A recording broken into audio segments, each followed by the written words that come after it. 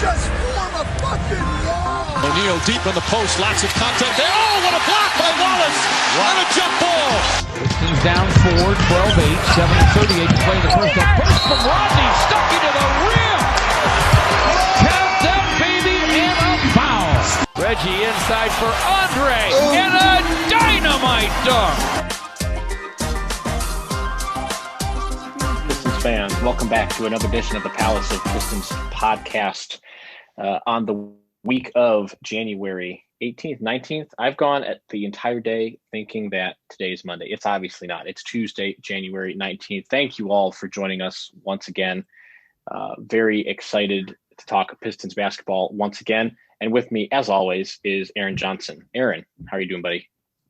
Doing pretty good, Mike. You know, always good to be with you and be able to talk about the Pistons and what's going on with them. So we got some interesting topics today that are more of like opinionated stuff that is not necessarily exactly connected to the every game and everyday beings of the Pistons, but more so just kind of a general perspective on the team. So excited to kind of have these conversations and see where each of us lies within them.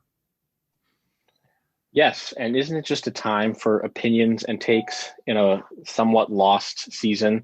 I mean, I guess every season is, no season's really lost. It just depends on what you take out of it. So we'll go ahead and speed right into these topics here. The first one that we have is about Troy Weaver. A lot's been talked about with Troy Weaver in terms of were the right moves made this past offseason. And I think that there's a pretty good there's a case to be made that some of his moves, at least initially, were not the best moves. We were very critical of Jeremy Grant and Mason Plumlee, but is Troy Weaver actually a genius? I think when you look at a lot of his offseason moves, the individual production of these players, while it hasn't led to wins for the Detroit Pistons, has actually been very encouraging. Obviously, Jeremy Grant is the name that sticks out the most. He's averaging 25 points, 6 rebounds, 6 rebounds, 2.5 assists, a steal, over a block per game. Great shooting numbers, 39% from the 3-point line, 51% from inside the arc. I mean, those numbers exude greatness. They speak greatness. They talk about, or they show that he is playing like an all-star this year, which is maybe something that we talked about last week. So I don't want to stick too much onto just Jeremy Grant within this topic, because there's other guys that we can talk about that have proven their worth so far throughout this season. You look at a couple of the draft picks, obviously Killian Hayes going down with an injury. He's not been able to really show what he can fully bring to the table just yet, but Saddiq Bey and Isaiah Stewart have had productive rookie seasons. I think he got very aggressive, Weaver did, in the draft, going and making these moves and making these trades to acquire draft picks. And, you trade a guy like Luke Kennard, who's been with the team for 3-4 seasons and was having good years while he was healthy. You go on and move him, and you add stuff on top of Kennard to go and get a guy like Saddiq Bey. It just shows he was very confident in the type of player that Bey is and what he would bring to the table for Detroit and how he could potentially fit into the core moving forward. And to his credit, Bey's come out and he's had a phenomenal rookie year so far. He's definitely shot in the ball well. He's shown he can score, he can rebound, he's a defender. So that looks like a piece for the Pistons moving forward. Isaiah Stewart, I know others, and myself included, considered him to be a stretch of a pick. And, it's tough to take a center that early in the first round.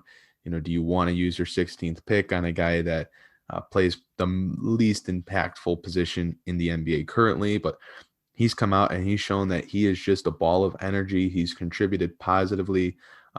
Definitely there's been some growing pains, but he's shown that he knows how to play basketball and can help this team. And then you look at some of the other additions that, weren't draft picks. Josh Jackson, who started to look better in Detroit's last game on Monday, on Martin Luther King Day, even though before that he was looking he was struggling coming back off an injury, in which before he got injured, he was playing phenomenal basketball, and he was looking like another steal of the offseason type of pickup by Troy Weaver.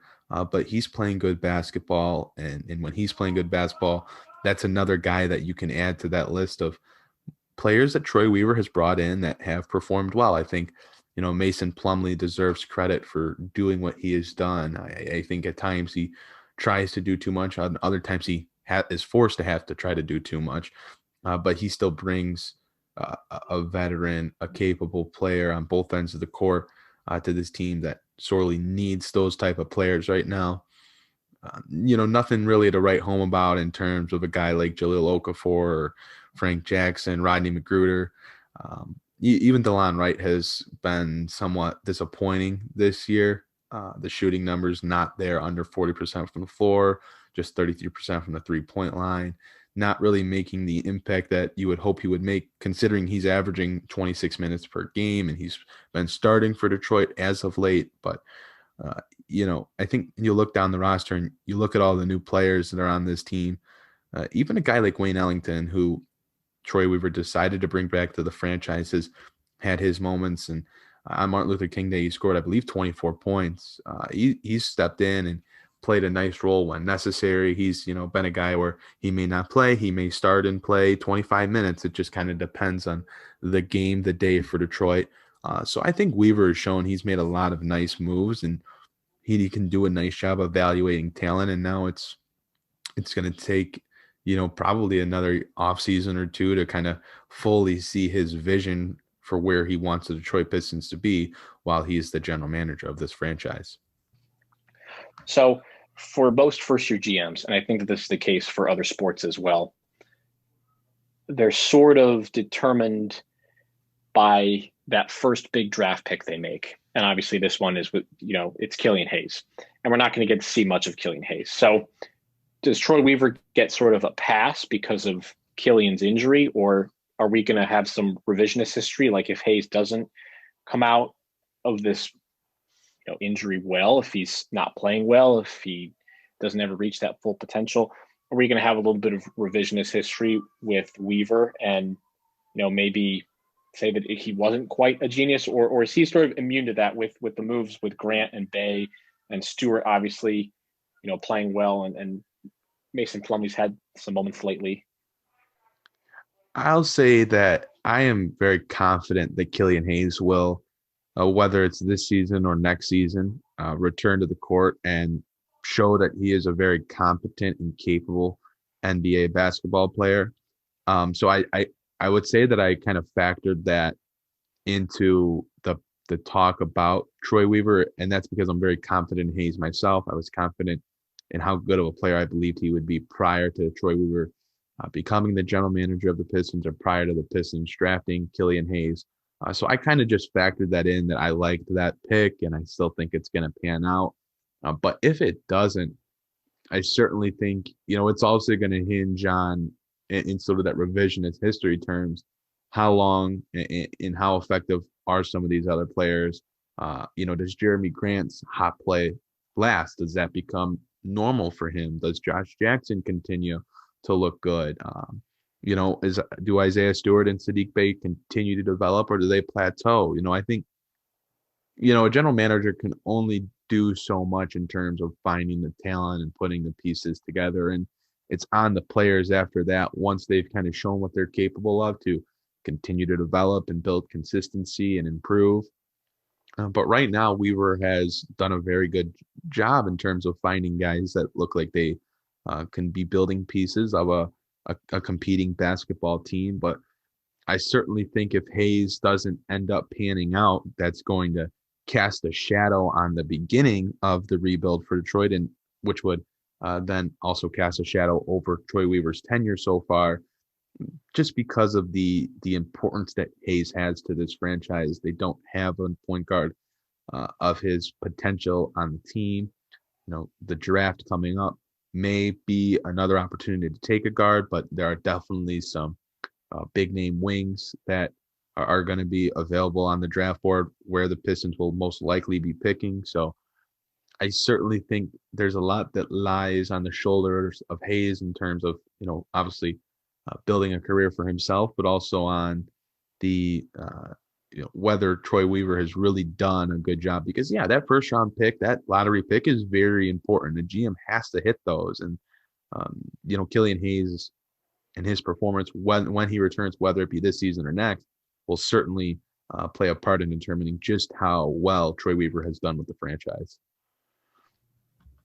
So do we think that, because this is going to be the question of the season, do we see the building blocks of whatever the next iteration of the Pistons is going to be? Do we think the foundation's been laid? Do we feel that with Bay and, Stewart, whatever he may be? I'm actually not entirely sure exactly what Isaiah Stewart could be. I don't know if he's a career hustle guy off the bench or if he's got a little extra juice in him.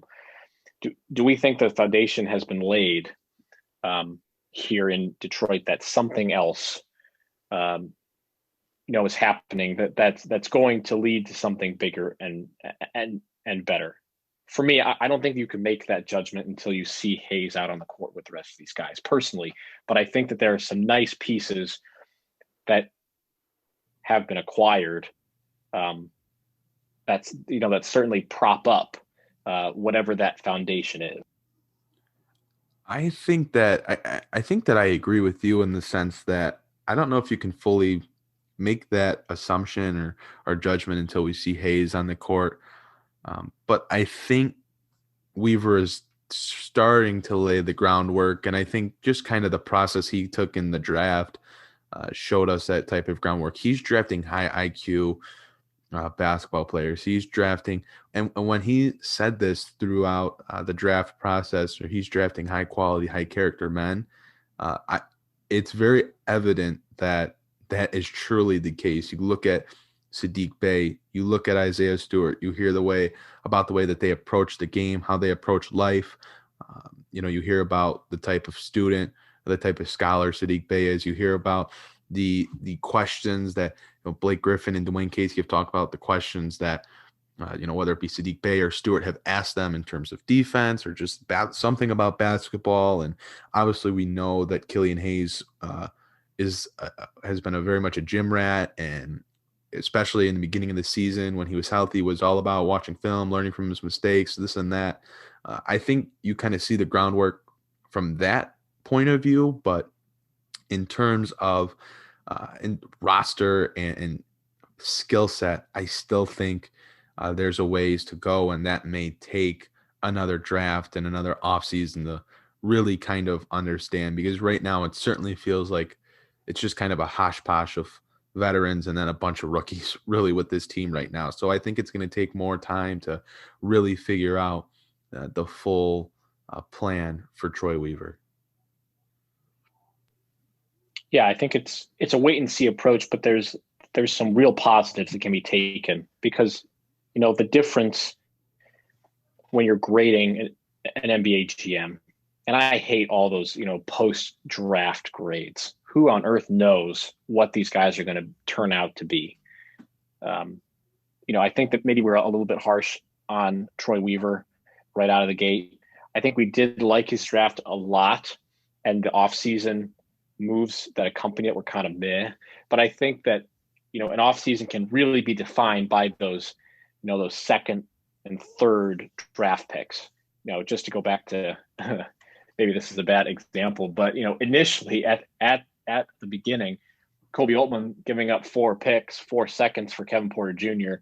That looked like a kind of a head scratcher, because he had some problems and currently still has some problems. But at the time, for that 1 year, that was a feeling of, wow, okay, that was a good move.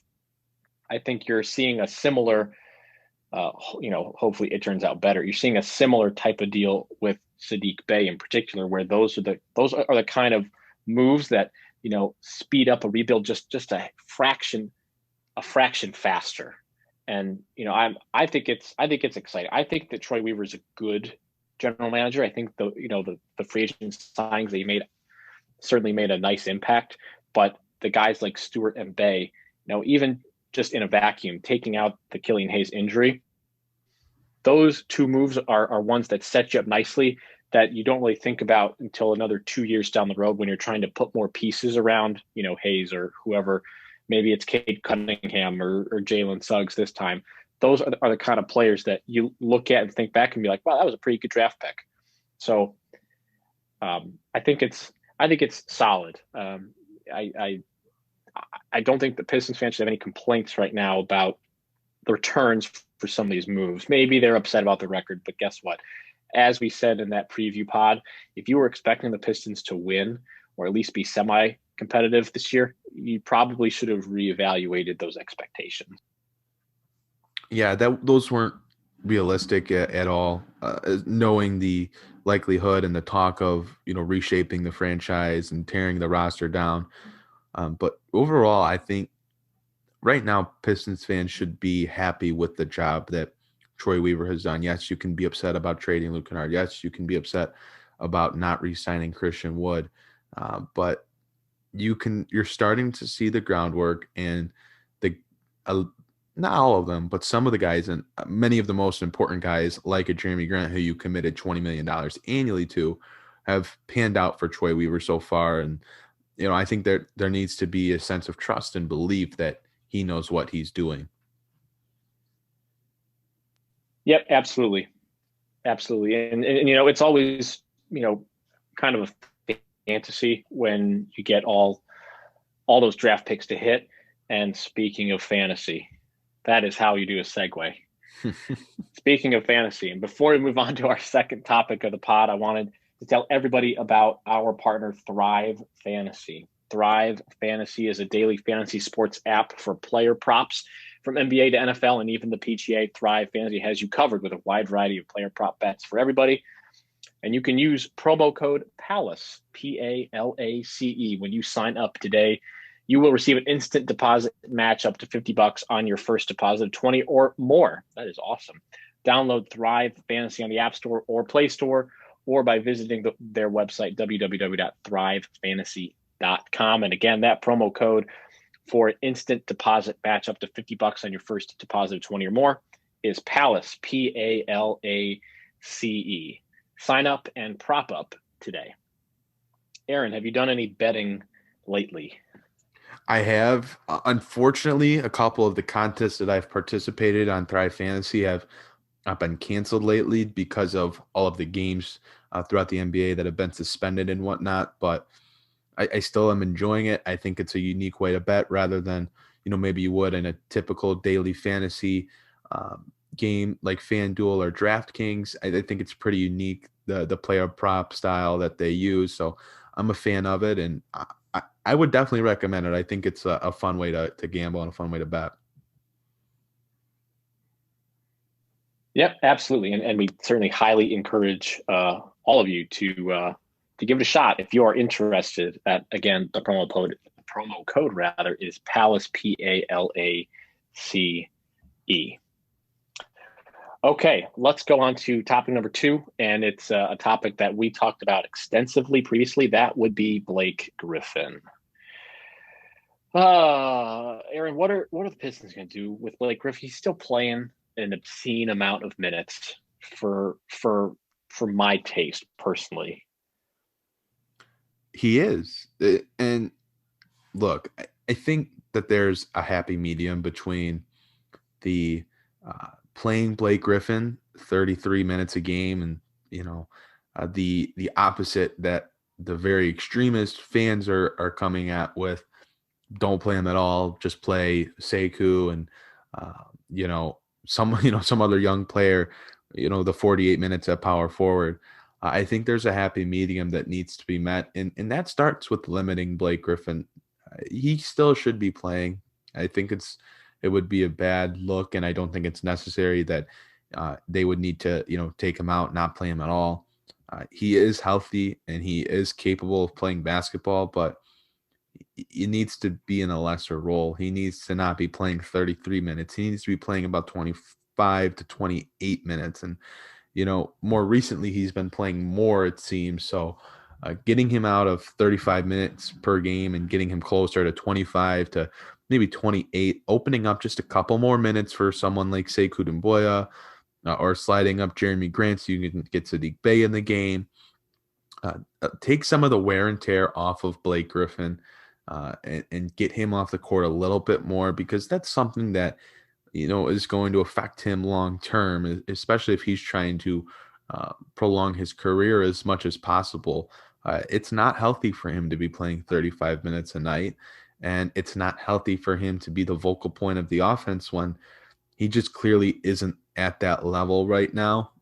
I think Jeremy Grant's emergence has certainly taken the ball out of Griffin's hands more than it would have been had Grant not come out and performed this well so quickly.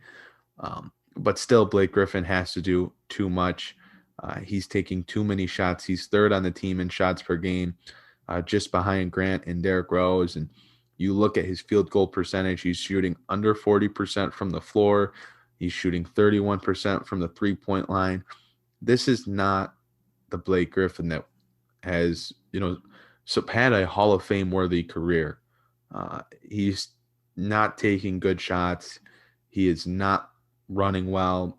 He just doesn't look nimble out there. And it would be best for the Pistons. It would be best for Blake Griffin if they took some of his minutes away, put him into a little bit of a less role, try to optimize him when he's out on the court. The offense doesn't need to run through him, but put him in situations where he is getting looks down low, he's getting open shots rather than contested isolations or late shot clock shots where the Pistons just throw him the ball.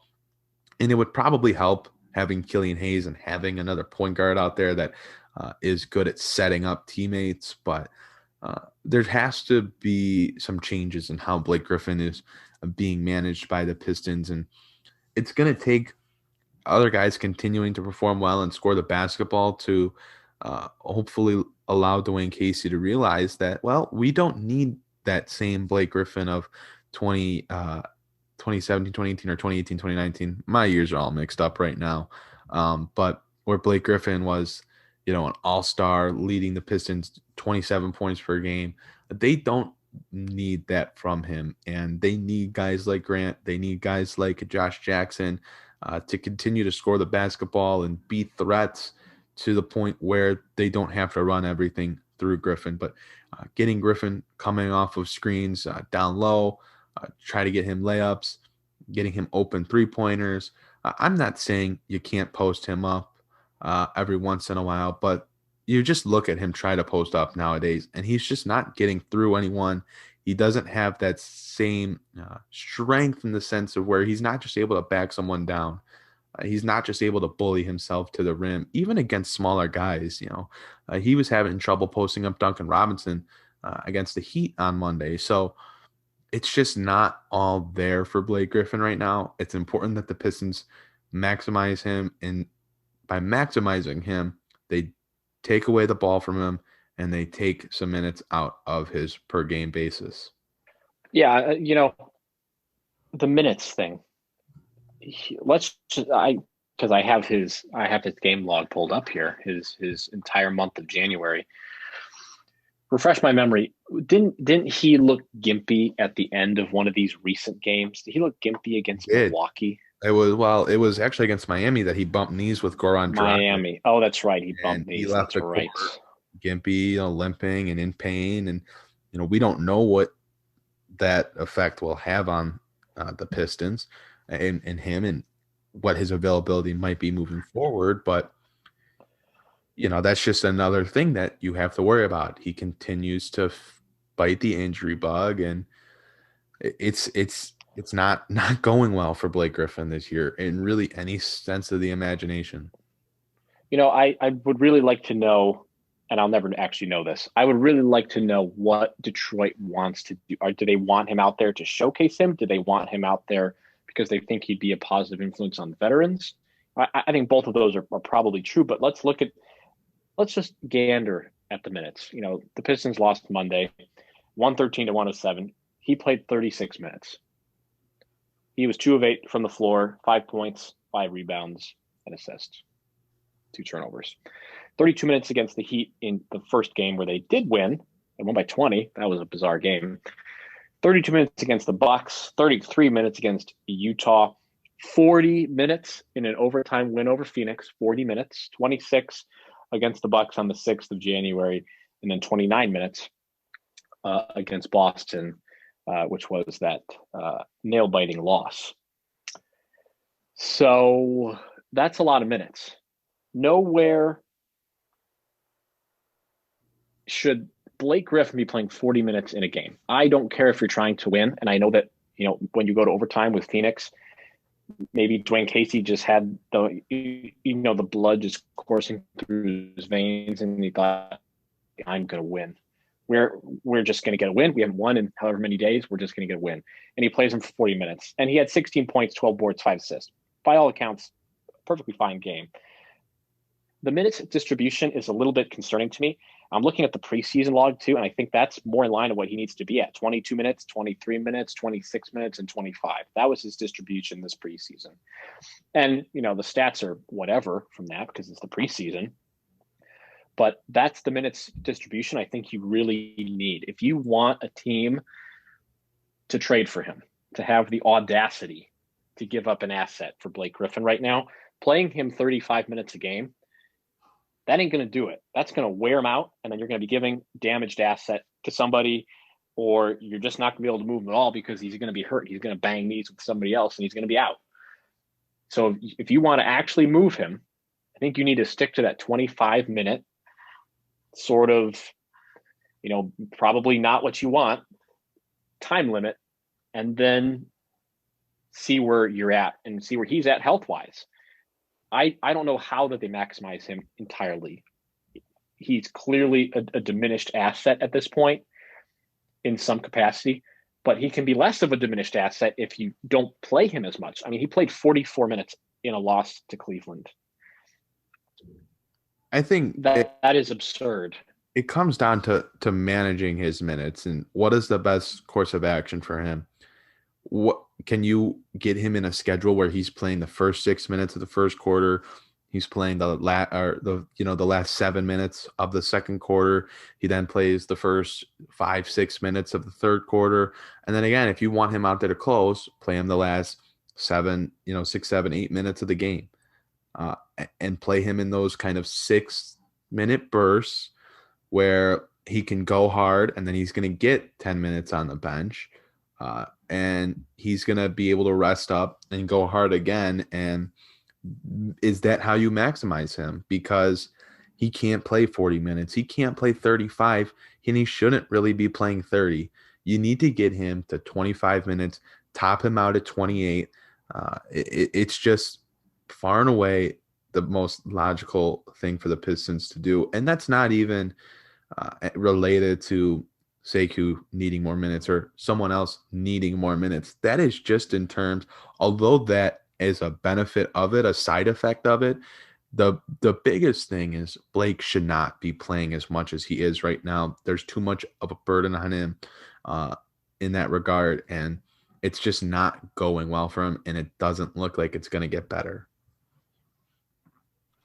There needs to be a discussion at some point by people that make considerably more money than we do to talk and work in basketball.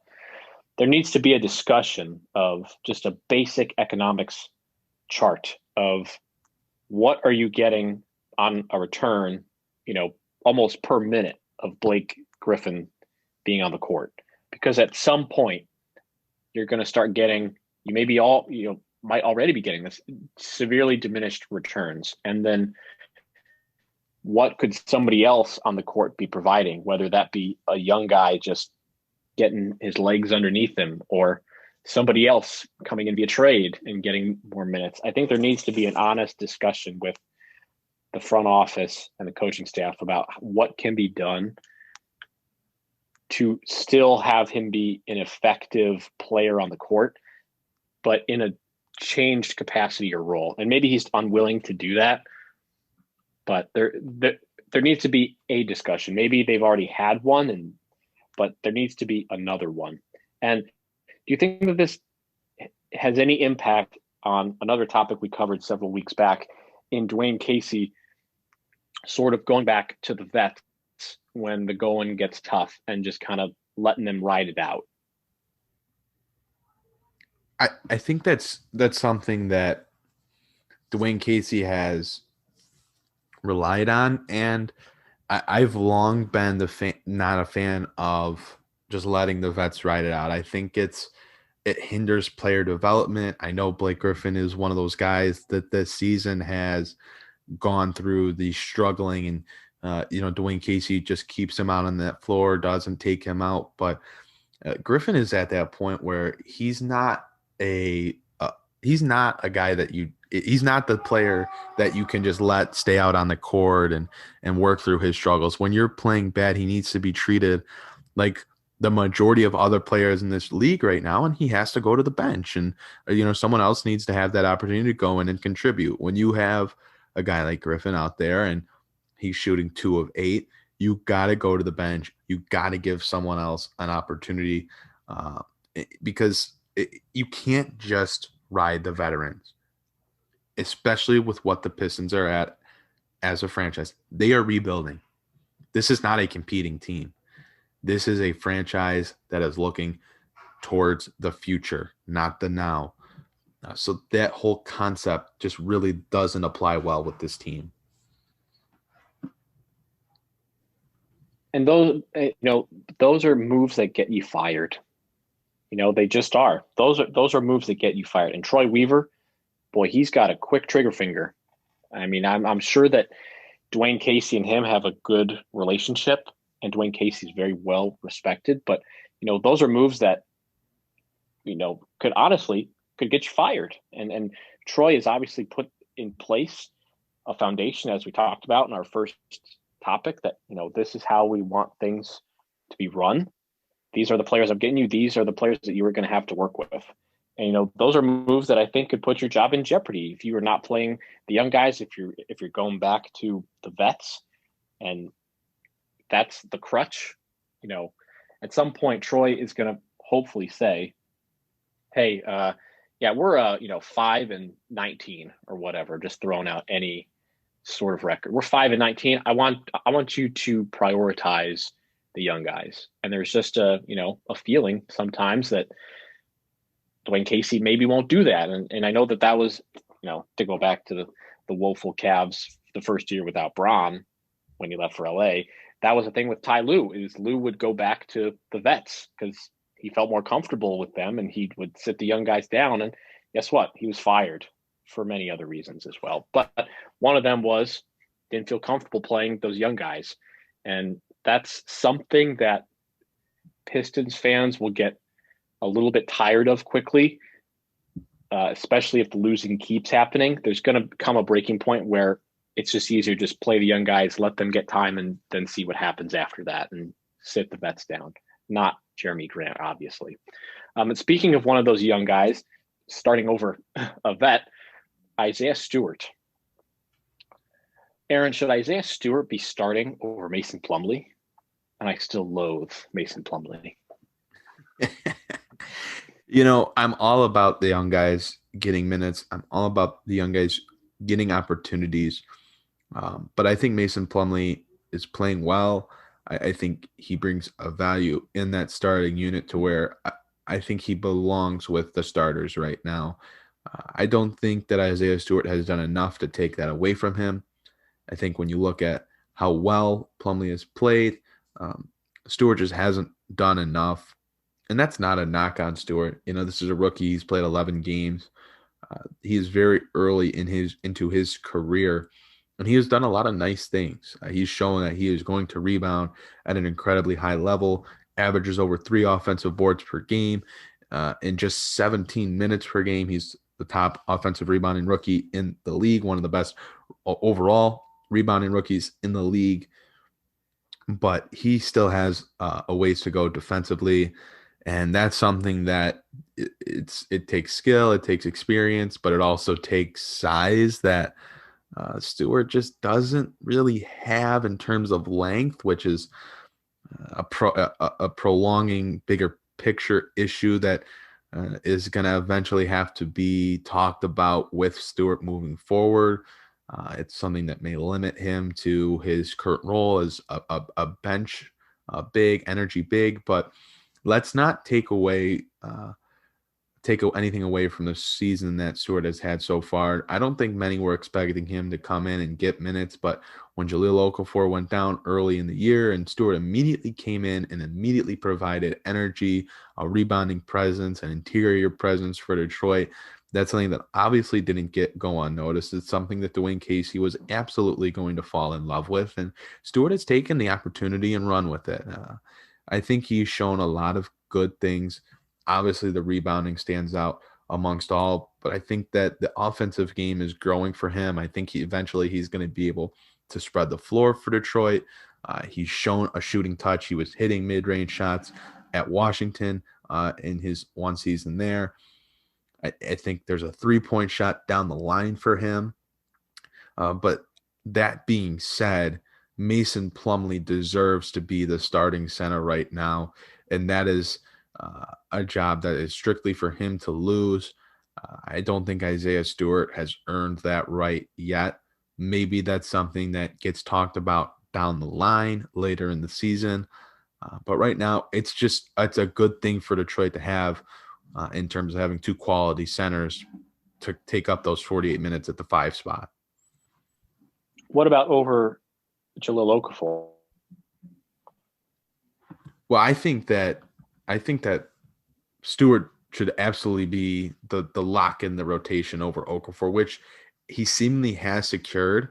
I just don't think Okafor provides enough to take a young rookie that has shown, obviously some high level qualities. I don't think Okafor brings enough to the table to take a guy like Stewart out and take away from his development. I don't think Okafor is, really a big picture player for this team.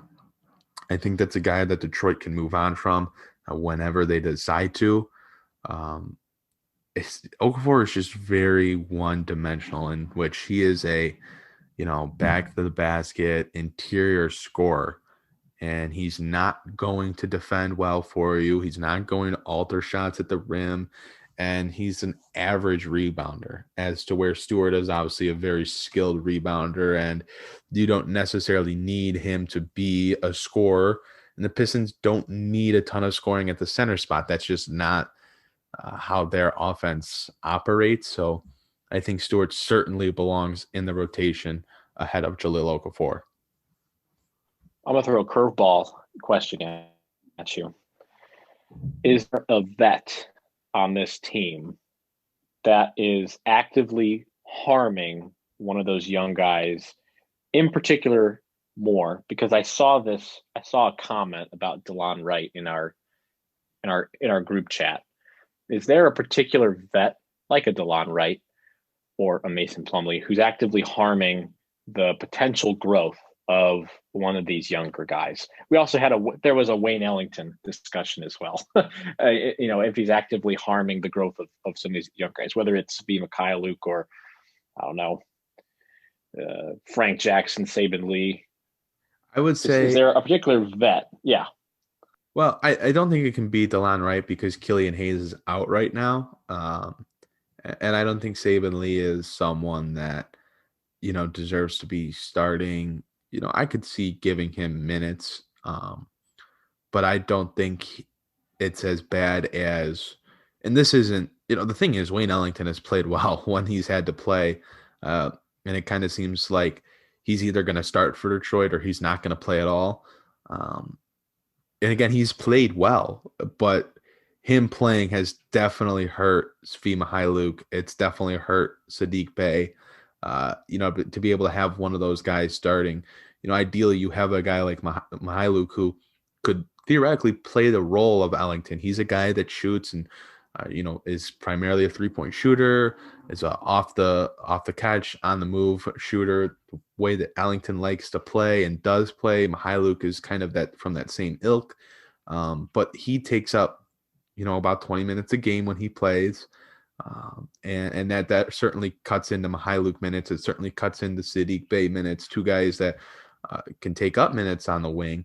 But I don't know if it's actively, really hurting. I think it certainly hurts a little bit, but Casey has been able to find ways to get Bey and Mykhailiuk minutes. And, if he ended up cutting Ellington's minutes, I don't think that would be a bad thing at all. I think Detroit has enough veterans playing in Delon Wright, Blake Griffin, Mason Plumlee, Jeremy Grant, Derrick Rose. Now, I think you can survive cutting Ellington's minutes and giving those to Saddiq Bey and Svi Mykhailiuk and, continuing to allow for their development. Although the more I watch Svi Mykhailiuk, the more I see him as really just a role player. He's really just a shooter right now, and maybe he proves me wrong, but so far this year, that's really just been the case. So, development isn't the most important thing with him. I think you can kind of see his career path pretty clearly. Yeah, I think I would agree. I just wanted to ask because I saw some discourse about Delon Wright, and I saw some discourse about Wayne Ellington, and thought, we've talked crap about a lot of, the vets and the signings from Troy Weaver. Which one's actively harming, a young guy the most? So, I'm just glad that we didn't have a Sekou Doumbouya thing with Blake Griffin and Jeremy Grant, although I'm sure that there's plenty of Pistons fans who would be more than happy to make that argument. Aaron, anything else as we as we wrap up this pod? It's like we said last week, the doldrums of January. I think that what's going on with the Pistons right now, and what I'll end this show with, is that this is a franchise in the very beginning stages of a rebuild, a reshaping. You see it with obviously a new general manager. You see it with half the roster, if not, it was probably more than half the roster, being stripped down and new guys taking their place. This is a process. We're starting to see the developments and what this franchise is going to look like down the line. Jeremy Grant, Isaiah Stewart, Saddiq Bey. Times are changing for the Pistons. The new guys are coming in and replacing the old guys like a Blake Griffin. This is a new, it's kind of cliche because it's always kind of a new era when you start a rebuild, but this really is a new era of Detroit Pistons basketball. So I think we're seeing some nice things, some promising things, and it's something that I'm interested in watching. Maybe not watching the Pistons every night is very fun, but watching how this franchise shapes itself has certainly been interesting, and it's interesting to start to see the philosophy of Troy Weaver play out. Well, if there's one quote to take away from this podcast, it's that watching the Pistons isn't very fun. And with that, we thank you for joining us for another edition of the Palace of Pistons podcast. Plenty more Pistons basketball coming down the pipe. And guess what? We will be here to talk about all of it, the good and probably more of the bad. So for Aaron Johnson, I am Mike Anguilano. Thank you very much for joining us once again, as my voice decides to die on me at the very last moment, for joining us. And we will see you next time.